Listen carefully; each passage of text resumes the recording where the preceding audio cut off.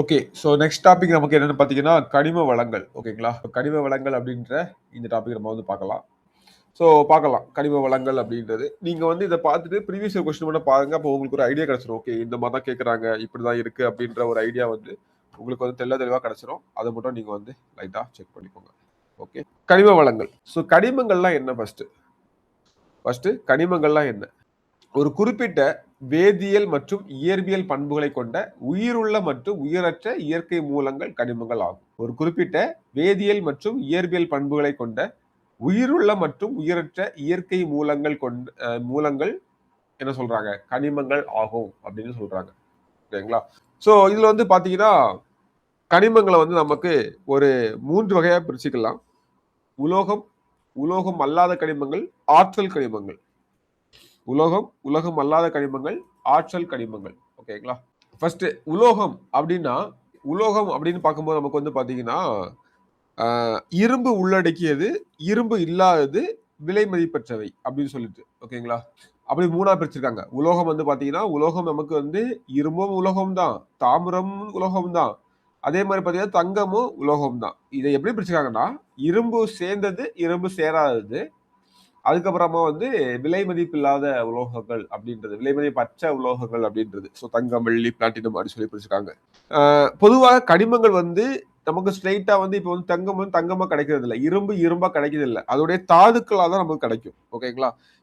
இதை வந்து உண்மையிலே மற்ற தனிமங்களுடன் கலந்த ஒரு கனிம குவியல் சொல்லலாம். கனிம குவியலாக தான் கிடைக்கும். அதுல இருந்து நம்ம வந்து பிரிச்சு எடுக்கிறது தான் கனிமம். ஸோ பொதுவாக வந்து பாத்தீங்கன்னா பல வடிவங்கள்ல நமக்கு வந்து கிடைக்கும். ஓகேங்களா? பல வடிவங்கள்ல நமக்கு வந்து கிடைக்கும். பாத்தீங்கன்னா இது வந்து இப்போ பெரும்பாலும் இந்த ஆழம் குறைந்த புவியோடு கிரஸ்ட் இருக்கு இல்லையா? அதாவது புவியுடைய மேற்பரப்பு அதுக்கு அருகில் உள்ள சுரங்கங்கள், அது வந்து திறந்தவெளி சுரங்கங்களா இருக்கலாம், இல்லைன்னா வந்து ஆழமான சுரங்கங்களா இருக்கலாம். ஓகேங்களா? ஸோ இங்க நமக்கு வந்து அதிக அளவுல காணப்படுது. இப்படி புவியிலிருந்து கனிமங்களை அகழ்ந்தெடுக்கும் முறைக்கு வந்து என்ன பேர் சொல்றாங்கன்னா சுரங்க தொழில் அப்படின்னு சொல்றாங்க. இது உங்களுக்கே தெரியும். ஸோ கனிம வளங்கள் வந்து பாத்தீங்கன்னா ஒரு புதுப்பிக்கக்கூடிய வளமா கேட்டா இல்ல. ஒன்ஸ் எடுத்தாச்சுன்னா அப்புறம் அது உருவாகிறதுக்கு வாய்ப்பு இல்லை. ஸோ அது உருவாகணும்னா பல ஆயிரக்கணக்கான ஆண்டுகள் ஆகும்னு சொல்ல முடியாது. அது ஒன்ஸ் வந்து பூமி ஃபார்ம் ஆகும்போது என்ன இருந்துச்சோ அதுதான். இதுக்கு மேல அந்த தங்கம் வந்து உருவாகுமா அப்படின்னு கேட்டா கிடையாது. ஓகேங்களா? ஒன்ஸ் நம்ம வந்து கையில எடுத்துட்டோம் அப்படின்னா எடுத்ததான் முடிஞ்சு. ஓகே, நினைச்சு பாருங்க, இந்த பூமியில இருந்து எவ்வளவு இரும்பு எடுத்திருக்கோம், எவ்வளவு தங்கம் எடுத்திருக்கோம், எவ்வளவு தனிமங்களை பூமியில இருந்து தோண்டி எடுத்திருக்கோன்ற மட்டும் திங்க் பண்ணி பாருங்க. ஓகேங்களா? எவ்வளவு கற்களை உடைச்சி பூமியுடைய எவ்வளவு கற்களை உடைச்சி வீடு கட்டிருக்கோம். ஓகேங்களா? எவ்வளவு மண்ணை எடுத்து அதை வந்து செங்கலுக்கெல்லாம் மாற்றி வீடு கட்டியிருக்கோம். ஓகே, இப்படி கற்பனை பண்ணி பார்த்தா எவ்வளவு நம்ம பூமியை அபகரிச்சிருக்கோம் அப்படின்றது நமக்கு தெரிய வரும். ஓகேங்களா? ஸோ இது தப்பா சரியான்றது 2வது. ஓகே, ஸோ ரீசெண்டா முந்தானத்து ஒரு நியூஸ் பார்த்துருப்பீங்க. இப்போ வந்து இங்க கிளவுட் ஸ்டோரேஜ், அதாவது இந்த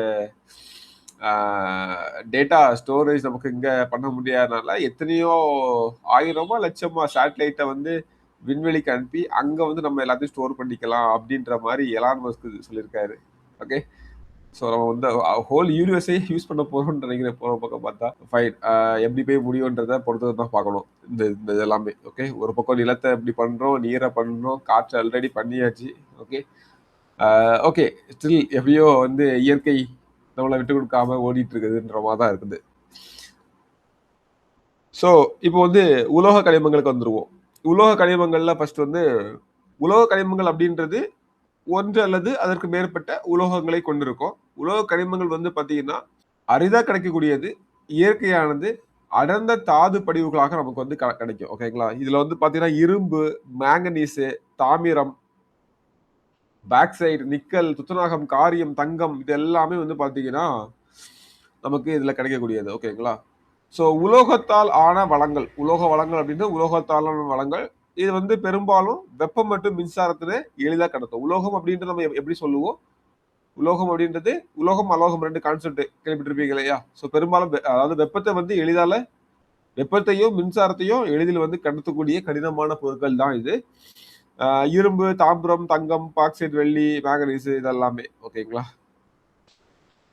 இப்போ நம்ம இதுல இருக்கக்கூடிய ஒவ்வொன்றையா பார்க்க போறோம். ஃபர்ஸ்ட் இரும்பு, மேங்கனீஸ் எல்லாத்தையும் வந்து பார்க்க போறோம். ஃபர்ஸ்ட் ரொம்ப முக்கியமானது வந்து பாத்தீங்கன்னா இரும்பு தாது. ஸோ இரும்புடைய முக்கியமான தாதுக்கள் என்னன்னு பாத்தீங்கன்னா 4: மேக்னைட், ஹேமடைட், லிமோனைட், சிடரைட். ஓகேங்களா? ஸோ நீங்களே ஒரு சொல்லி பாருங்க. மேக்னைட், ஹேமடைட், லிமோனைட், அப்புறம் சிடரைட் அப்படின்றது.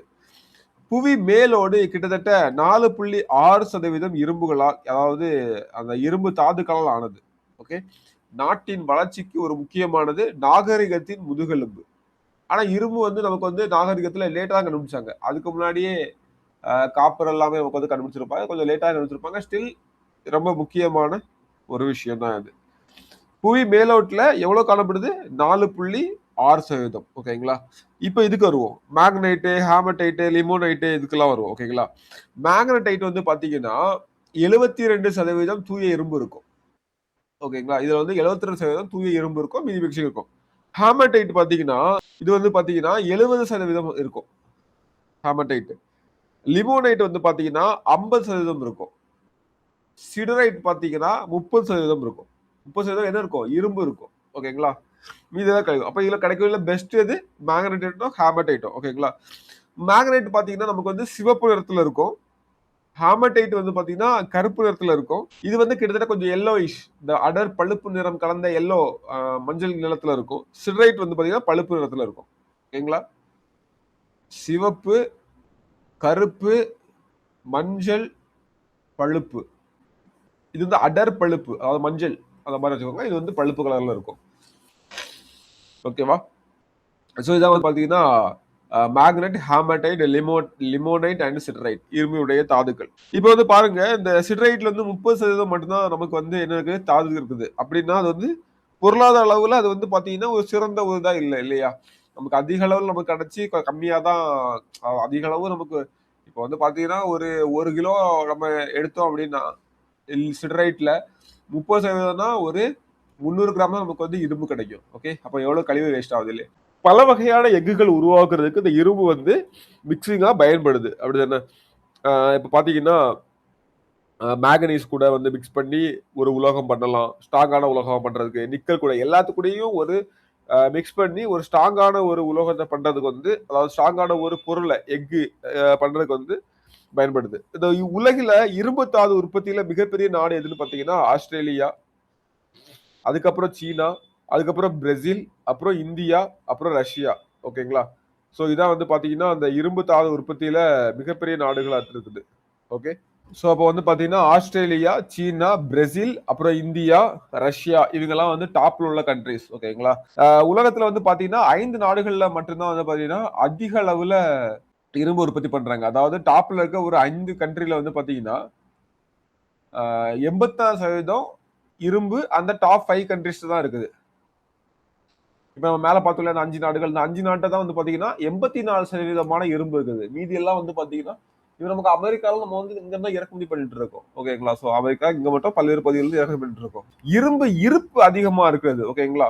இரும்பு ஸ்டாக், இரும்பு தாது வந்து பாத்தீங்கன்னா இரும்பு தாது இருப்பு அதிகமா இருக்கிற வந்து பாத்தீங்கன்னா ரஷ்யாவுக்கு அடுத்தது இந்தியா தான் 2வது இடத்துல இருக்குது. ஓகே, இந்தியாவுல காணப்படுறதுல வந்து பாத்தீங்கன்னா கிட்டத்தட்ட 96,000 960 மில்லியன் டன் வந்து ஹேமடைட்டையும், அதே மாதிரி பாத்தீங்கன்னா 34,000 டன் வந்து பாத்தீங்கன்னா நமக்கு வந்து மில்லியன் டன், எல்லாமே மில்லியன். இந்தியாவோட நிலவரப்படி ஹேமடைட் வந்து எவ்வளவு இருக்குன்னு சொல்றாங்க. School book data. ஹேமடைட் வந்து பாத்தீங்கன்னா கிட்டத்தட்ட 9 மில்லியன் டன். ஓகேங்களா? அதே மாதிரி பாத்தீங்கன்னா இந்த ஹேமடைட் வந்து கிட்டத்தட்ட நமக்கு 70% தூய இரும்பு இல்லையா? அதே மாதிரி பாத்தீங்கன்னா மேக்னடைட் மேக்னடைட் வந்து பாத்தீங்கன்னா 34,000 சம்திங், 408 மில்லியன்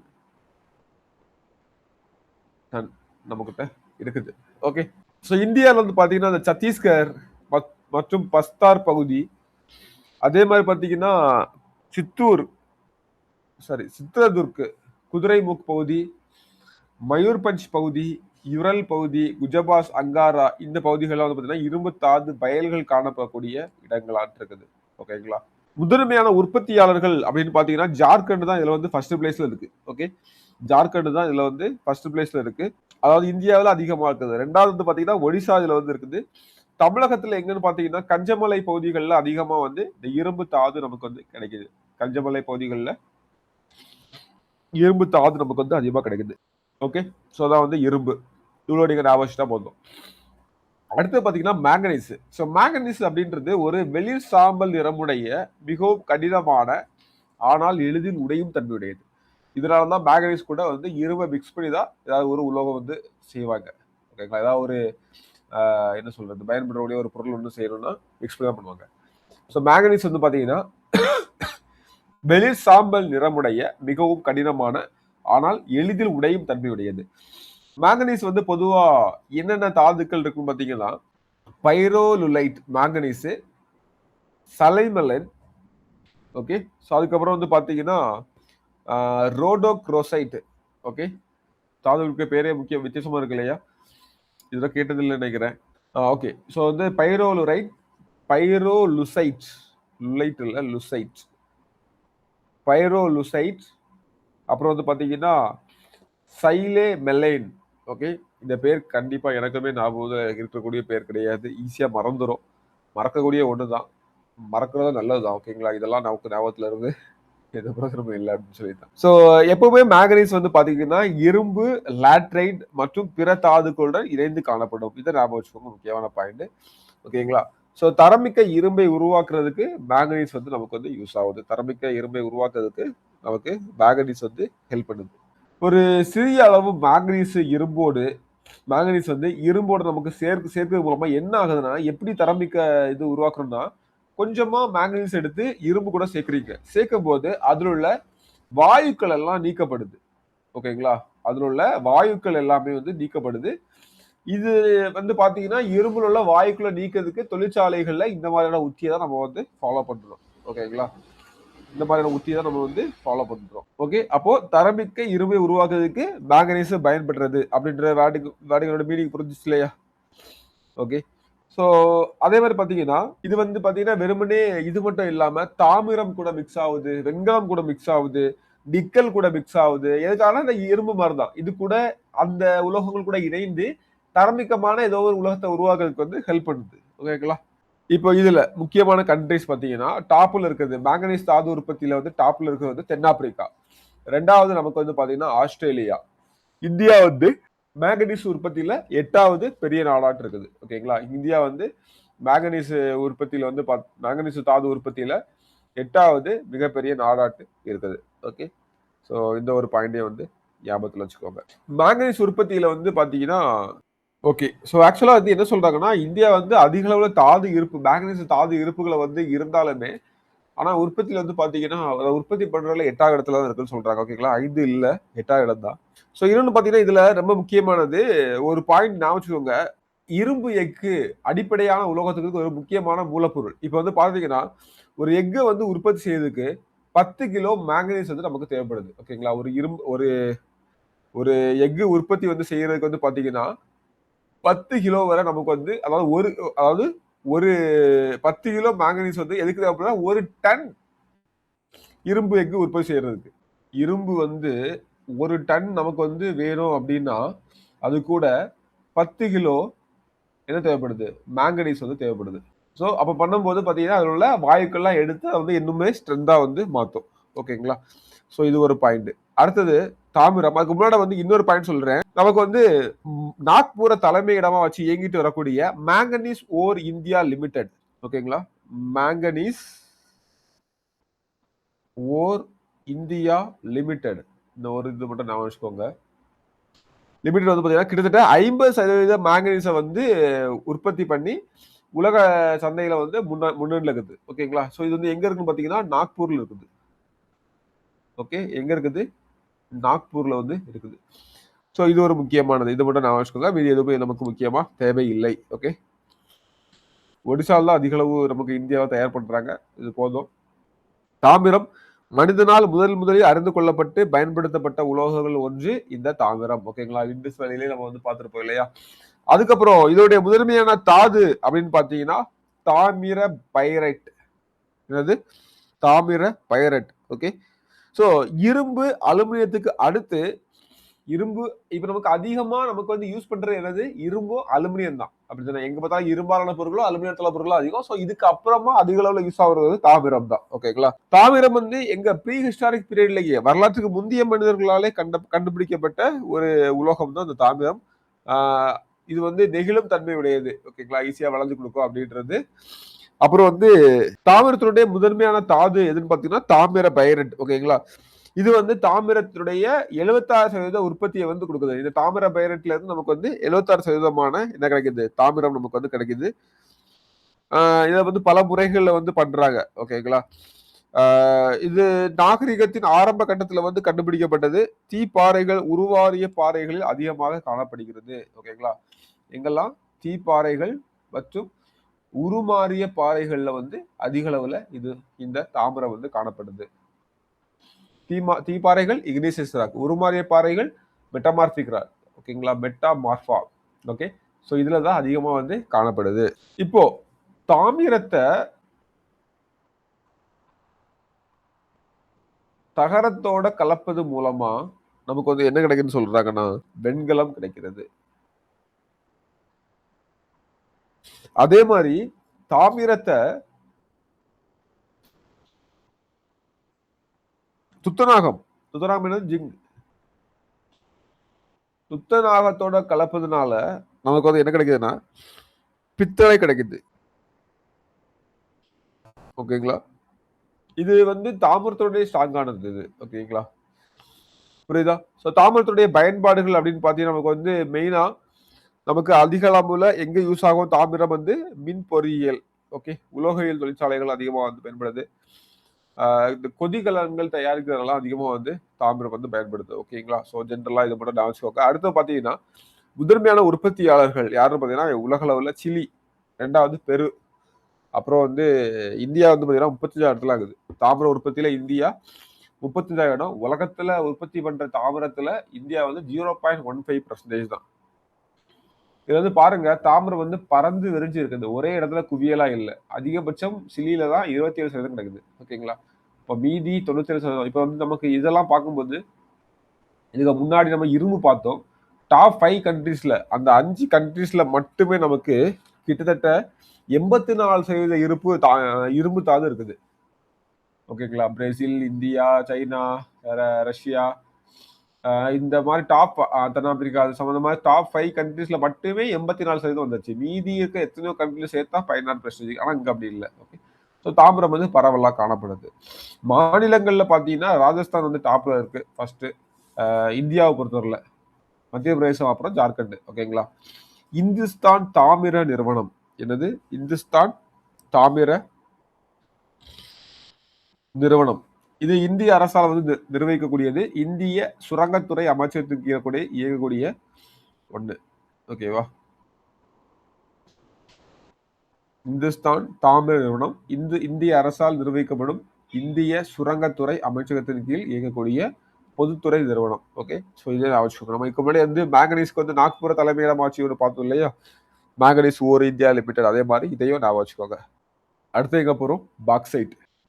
ஸோ பாக்சைட் அப்படின்றது பார்த்தீங்கன்னா அலுமினியத்தினுடைய தாது தான் பாக்சைட். ஓகேங்களா? நமக்கு வந்து அலுமினியம் கிடைக்காது. அலுமினியம் தாதுவான பாக்சைட் தான் கிடைக்கும்.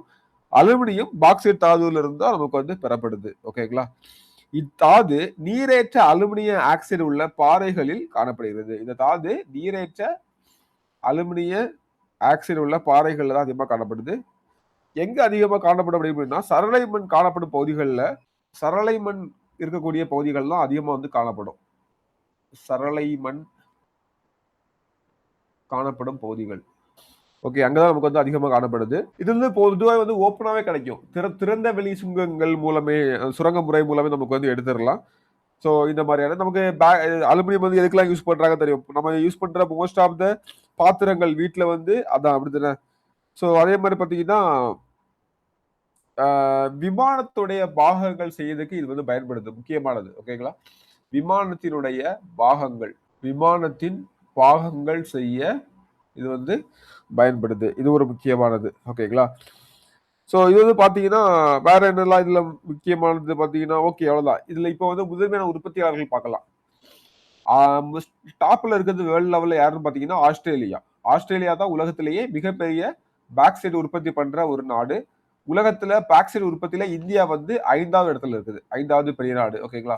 இந்தியாவை பொறுத்தவரை பாத்தீங்கன்னா ஒடிசா தான் முதன்மையில இருக்குது. நமக்கு அதே மாதிரி பாக்சைட் உற்பத்தியில சேலம் மாவட்டம் சேர்வராயன் மலையில வந்து பாக்சைட் படிவுகள் அதிகமா இருக்குது. ஓகேங்களா?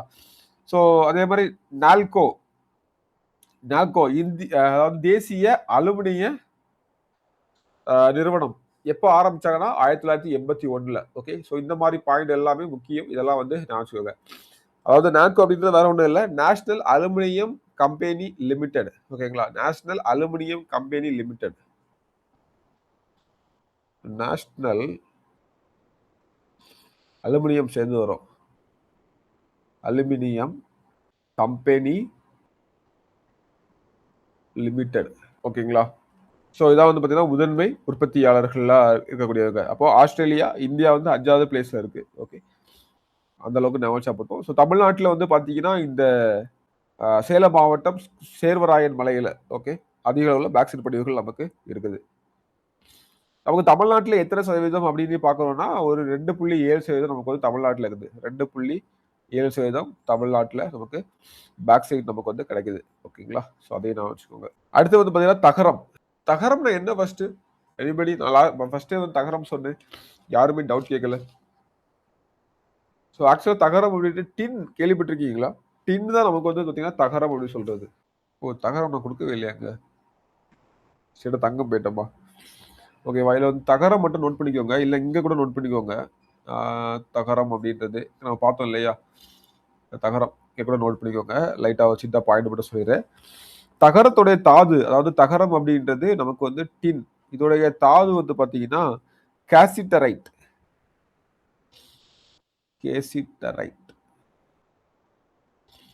ஓகேங்களா? இதான் வந்து பார்த்தீங்கன்னா தகரத்துடைய தாது கேசிட்டரைட்ன்றது. ஓகேங்களா? தாது, இது மட்டும் ஞாபகம் வச்சுக்கோங்க. ஸோ தாமிரமோ தகரமோ சேர்ந்து நமக்கு வந்து என்ன கிடைக்கும்? வெண்கலமா கிடைக்கும். அதே மாதிரி தாமிரமோ ஜிங் துத்தநாகமும் சேர்ந்து நமக்கு வந்து பித்தளை கிடைக்கும். ஓகே, இந்த ரெண்டு ஞாபகம் வச்சுக்கோங்க. அப்படின்னா உங்களுக்கு தகரம்னா என்னன்னு ஆல்ரெடி தெரிஞ்சிருக்குது இல்லையா? ஓகே, தங்கம் ஒரு விலை மதிப்பட்ட உலோகம், நமக்கு தெரியும், எது டவுட்டும் இல்லை. இன்னைக்கு நமக்கு வந்து பார்த்தீங்கன்னா எவ்வளவு ஃப்ளக்சுவேஷன் ஆகிட்டு இருக்குது, ஏறுது இறங்குது, ஏறுது இறங்குது. ஓகே, ஸோ நிலத்திற்கு அடியில் உள்ள லோட்ஸ் அல்லது திட்டுக்கள் அல்லது பிளேசர் படிவுகள் அல்லது வண்டல்களில் காணப்படுகிறது. ஓகே, நிலத்துக்கு அடியில் உள்ள லோட்ஸ், அதாவது இந்த லோட்ஸ் பிளேசர் இதெல்லாம் வந்து என்னன்னு சொல்லிட்டு நான் உங்களுக்கு லைட்டா சொல்றேன். இந்த தீப்பாறைகள் உருமாறிய பாறைகள் இருக்கு இல்லையா, இதோடைய விரிசல்கள்ல வெடிப்புகள்ல இந்த கனிமங்கள்லாம் காணப்படும். இதை வந்து லோட்ஸ் அப்படின்னு சொல்லுவாங்க. ஓகேங்களா? லோட்ஸ் அப்படின்னு சொல்லுவாங்க. இது தெரிய வேண்டாம், ஜஸ்ட் ஞாபகம் வச்சுக்கோங்க. இப்போ இதுல ஒரு வார்த்தை வந்ததுனாலும் சொல்றேன். அதே மாதிரி வந்து பார்த்தீங்கன்னா பிளேசர் அப்படின்னா வண்டல் படிவுகள் சொல்லுவாங்க. அதாவது இந்த பள்ளத்தாக்குகள், இந்த மலை அடிவாரங்கள்ல வந்து காணப்படக்கூடிய அந்த வண்டல் படிவுகள், அதான் வந்து பிளேசர் அப்படின்னு சொல்லுவாங்க. ஸோ இந்த பகுதிகளில் அதிகமாக நமக்கு வந்து தங்கம் வந்து காணப்படுது. அப்போ நமக்கு அந்த ஃபர்ஸ்ட் சொன்ன லோட்ஸ்ல வந்து நம்ம சுரங்கம் உள்ள வெட்டி தான் எடுக்கணும். அதே மாதிரி இந்த வண்டலமன் பகுதியில் வந்து நமக்கு கொஞ்சம் ஈஸியாவே கொஞ்சம் வேலாப்லேயே கிடைக்கும். ஓகேங்களா? ஸோ வந்து தங்கம் வந்து ஒரு செழிப்பின் அடையாளம், ஒரு செல்வத்தின் அடையாளமா இப்போ வந்து மாறுச்சு இல்லையா? தங்கத்துல வந்து முதன்மை நாடு எதுன்னு பார்த்தீங்கன்னா ஆஸ்திரேலியா, 9500 டன். ஓகே, முதன்மையான நாடு வந்து ஆஸ்திரேலியா, 9500 டன். ஓகேங்களா? ஸோ இந்தியா வந்து பார்த்தீங்கன்னா இதுல 33வது இடத்துல இருக்குது. இந்தியா வந்து இதுல 33வது இடத்துல இருக்குது. ஓகே, இந்தியாவில் கர்நாடகா வந்து பார்த்தீங்கன்னா உற்பத்தியில முதன்மை மாநிலமா இருக்குது. இங்க வந்து பார்த்தீங்கன்னா எது பெஸ்ட்னா கோலார் தங்க சுரங்கம். இந்தியாவில் கர்நாடகம் வந்து பார்த்தீங்கன்னா உற்பத்தியில முதன்மை மாநிலமா இருக்குது. கோலார் தங்க சுரங்கம் வந்து பார்த்தீங்கன்னா இதுல அதிக அளவில் நமக்கு வந்திருக்கும். கேஜிஎஃப் கேள்விப்பட்டிருக்கீங்களா? கோலார் கோல்டு ஃபீல்டு, அதான் கேஜிஎஃப். ஓகே ஓகே, ஸோ இது மட்டும் நான் வச்சுக்கோங்க, தாராளம் போதுமானது. அடுத்தது இதுக்கப்புறம் நம்ம பார்க்கறது எல்லாமே அலோக கனிமங்கள். ஓகேங்களா? அலோக கனிமங்கள். ஸோ அதுக்கு முன்னாடி இந்த ஒரு ஃப்ளோ சார்ட்டை பார்த்துட்டு வந்துடலாம். இங்க பாருங்க, ஃபர்ஸ்ட் உலோகத்துல வந்து பாத்தீங்கன்னா இரும்பை உள்ளடக்கியை பார்த்தோம், இரும்பு அற்றவை விலை மதிப்பற்றவை பார்த்தோம். அதாவது இரும்பு தாது, manganese, nickel, Gopal not so important. ஓகேங்களா? தாமிரம் பார்த்தோம், அப்புறம் வந்து பாத்தீங்கன்னா தகரத்தை பற்றி லைட்டா பார்த்தோம், அலுமினிய தாது பார்த்தோம், தங்கம் பார்த்தோம். ஓகேங்களா? வெள்ளி, பிளாட்டினம் இதெல்லாம் வந்து நாட் சோ இம்பார்ட்டன்ட். ஸோ இது மட்டும் பார்த்துருக்கோம். இப்போ வந்து உலகம் அல்லாத கனிமங்கள், அதுல வந்து நம்ம என்ன பார்க்க போறோம்னா சில முக்கியமானது மட்டும் தான் பார்க்க போறோம். ஓகேங்களா? மைக்கா, சுண்ணாம்புக்கல், ஓகே, அதே மாதிரி பாத்தீங்கன்னா ஜிப்சம், ஓகே. ஸோ அதுக்கப்புறம் வந்து பார்த்தீங்கன்னா, கந்தகம் இதெல்லாம் பார்க்க போறோம். ஸோ அப்போ மைக்கா, உப்பு, சல்ஃபர், சுண்ணாம்புக்கல் இதெல்லாம் வந்து உலோகம் அல்லாது. ஆற்றல் கனிமங்கள் அப்படின்னு பார்க்கும்போது நமக்கு நிலக்கரி, பெட்ரோலியம், இயற்கை எரிவாயு இதெல்லாம் நம்ம வந்து பார்க்க போறோம். நெக்ஸ்ட் வந்து பார்த்தீங்கன்னா, அப்போ அலோக கனிமங்கள். ஸோ அலோக கனிமங்கள் அப்படின்னா என்னது? உலோகத்தை கொண்டிராத கனிமங்கள். அவ்வளவுதான். சிம்பிளா சொல்லப்போனா உலோகத்தை கொண்டிராத கனிமங்கள் தான் அலோக கனிமங்கள். ஸோ இந்த கடினமான பொருட்களா இருக்காது. மின்சாரத்தையும், வெப்பத்தையும் எளிதில கடத்தாது. ஓகே. எக்ஸாம்பிள் பார்த்தீங்கன்னா, மைக்கா. ஃபர்ஸ்ட் பார்த்தீங்கன்னா மைக்கா. ஸோ எக்ஸாம்பிள் மைக்கா, சுண்ணாம்பு, ஜிப்சம், நைட்ரேட், பொட்டாஷ், டோலமைட், நிலக்கரி, பெட்ரோலியம் எல்லாமே இதுல வரும். மைக்கா பார்த்தீங்கன்னா, பொதுவா பண்டைய காலத்துல ஒரு ஆயுர்வேதிக் மருந்தா தான் பயன்படுத்தி வந்திருக்கு. இதோட முக்கியமான தாதுக்கள் பார்த்தீங்கன்னா, muscovite and biotite. Muscovite and biotite இது 2ம் முக்கியமானது. மெயினா எங்க அதிகமா யூஸ் பண்ணுவதுன்னா, இந்த மின் சம்பந்தமான தொழிற்சாலைகள் இருக்கும் இல்லையா? மின்சாரம் சம்பந்தமான மின் தொழிலக வளர்ச்சியில வந்து ரொம்ப முக்கியமான இருக்குது. அப்ராக் அப்படின்ற ஒரு டைப் ஆஃப் மைக்கா இருக்குது. அது வந்து ரொம்ப தரமான மைக்காவா வந்து அறியப்படுது. ஓகேங்களா? ஆக்சுவலா வந்து மைக்கா அப்படின்றது ஒரு லத்தீன் மொழி சொல்லான மைக்கோ அப்படின்னு வந்தது. அந்த தரமான மைக்கா. ஓகேவா? ஸோ மைக்கா அப்படின்றது மைக்கோ அப்படின்ற லத்தீன் மொழி சொல்லது வந்தது. லத்தீன்ல வந்தது. இதுக்கு மீனிங் என்னன்னு பார்த்தீங்கன்னா, பிரகாசிக்கும் ஒளி அப்படின்னு தான் மீனிங். ஆமா. பிரகாசிக்கும் ஒளி. ஓகே. இதான் வந்து இதோடைய மீனிங். ஓகேவா? ஸோ மைக்கா வந்து அதிகமா முதல் உற்பத்தியாளர் யாருன்னு பார்த்தீங்கன்னா, சீனா வந்து முதலிடத்துல இருக்குது. இந்தியாவை பொறுத்தவரையில இந்தியால வந்து ஆந்திர பிரதேசம் டாப்ல இருக்கு. ஆந்திர பிரதேசலயும் நெல்லூர், விசாகப்பட்டினம் அதே மாரி இந்த மேற்கு கோதாவரி சுற்றி உள்ள மாவட்டங்கள், கிருஷ்ணா பக்கத்துல உள்ள மாவட்டங்கள் இது எல்லாமே வந்து பார்த்தீங்கன்னா, மைக்கா உற்பத்தியில அதிகமாகுது. உலகத்திலேயே மைக்கா உற்பத்தியில இந்தியாவுடைய பங்கு வந்து பார்த்தீங்கன்னா 60%. ஸோ இந்தியாவுல பெரும்பாலான மைக்கா வந்து பார்த்தீங்கன்னா, இந்த 3 ஸ்டேட்லயுமே ஆந்திர பிரதேஷ், ராஜஸ்தானு, ஜார்க்கண்ட் இந்த 3 ஸ்டேட்லயுமே நமக்கு வந்து கிடைக்குது. ஓகேங்களா? இந்தியாவுல வந்து 97% மைக்கா வந்து ஆந்திர பிரதேசம், ராஜஸ்தான், ஜார்க்கண்ட் இந்த இடங்கள்ல நமக்கு வந்து கிடைக்குது. ஓகே. சுண்ணாம்புக்கல். ஸோ சுண்ணாம்புக்கல் வருவோம். சுண்ணாம்புக்கல் அப்படின்றது ஒரு விதமான படிவு பாறை. ஓகேங்களா? ஸோ படிவு பாறை தான் சுண்ணாம்புக்கல் நமக்கு. எப்படி உருவாகுது அப்படின்னு பார்த்தீங்கன்னா, இறந்து போன கடல் உயிரினங்கள், எலும்பு துண்டுகள் இதெல்லாம் சிதைவுற்று பல ஆண்டு காலமாக சேர்ந்து நமக்கு உருவாகிறது தான் இந்த சுண்ணாம்புக்கல் அப்படின்றது. எடுத்துக்காட்டு வந்து பார்த்தீங்கன்னா, பவளப்பாறை. ஸோ பவளப்பாறை வந்து பார்த்தீங்கன்னா, அதுக்கு கலர் குடுக்குறது ஜூஜாண்டிலே. ஆனா அது வந்து பார்த்தீங்கன்னா, கால்சியம் கார்பனேட் ஆன சுண்ணாம்புக்கல் தான். ஓகேங்களா? கால்சியம் கார்பனேட் ஆனது. வேற என்ன இதுல? ஓகே. ஸோ இதுக்கப்புறம் பார்த்தீங்கன்னா, நமக்கு வந்து போர்ட்லேண்ட் அப்படின்ற ஒண்ணு. போர்ட்லேண்ட் சிமெண்ட் கேள்விப்பட்டிருக்கீங்களா? பொசலனோ, போர்ட்லேண்ட். ஓகே. சிவில் இன்ஜினியரிங் யாராவது இருக்கீங்களா? அவங்களுக்கு கண்டிப்பா தெரிஞ்சிருக்கும். Portland cement. இந்த போர்ட்லேண்ட் சிமெண்ட் வந்து பார்த்தீங்கன்னா, சுண்ணாம்பு கல்ல இருந்து தான் பெறப்படுது. ஓகேங்களா? போர்ட்லேண்ட் சிமெண்ட் வந்து பார்த்தீங்கன்னா, சுண்ணாம்பு கல்ல இருந்து பெறப்படக்கூடிய ஒண்ணு. மெயினா கால்சியம் கார்பனேட் இல்லன்னா வந்து கால்சியம் அல்லது மெக்னீசியம் 2ம் கலந்தது. கால்சியம் கார்பனேட் கலந்த பாறைகளா நமக்கு வந்து இந்த சுண்ணாம்பு கல் வந்து நமக்கு வந்து கிடைக்குது. ஓகேங்களா? ஸோ வேற என்னலாம் பார்த்தீங்கன்னா, இதுல முக்கியமானது உலகத்துல வந்து டாப்ல யாரெல்லாம் இருக்காங்கன்னா, உலகில சீனா வந்து 50% டாப்ல இருக்குது. அதுக்கப்புறம் வந்து பார்த்தீங்கன்னா, இந்தியா வந்து 3ஆம் இடத்துல இருக்குது. 2வது வந்து பார்த்தீங்கன்னா, அமெரிக்கா இருக்குது. Okay. China, America, India, Russia, Brazil, Japan. இவங்கலாம் டாப்ல இருக்காங்க. ஓகே. ஸோ இது மட்டும் தெரிஞ்சுக்கிட்டா போதுமானது. ஜிப்சம், கால்சியம் சல்பேட்டின் நீர்ம கனிமம். ஓகே. ஜிப்சம் அப்படின்றது என்னன்னா, கால்சியம் சல்பேட் இருக்கு இல்லையா? ஸோ அதோடைய நீர்ம கனிமம். என்ன சார் இது? அப்படின்னு பார்த்தீங்கன்னா, கால்சியம் சல்பேட் என்னது?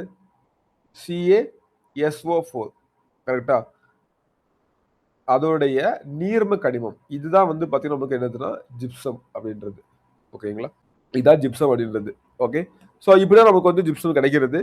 இந்த ஜிப்சம் வந்து பார்த்தீங்கன்னா, சுண்ணாம்பு பாறை, மணற்பாறை இந்த மாரி இடங்கள்ல வந்து அதிகமா கிடைக்கும் நமக்கு. சுண்ணாம்பு பாறை, மணற்பாறை இந்த மாரி இடங்கள்ல அதிகமா கிடைக்கும். ஓகேங்களா? அப்ப செடிமெண்டரி ராக்ஸ்ல இருந்து நமக்கு அதிகமா கிடைக்கும்.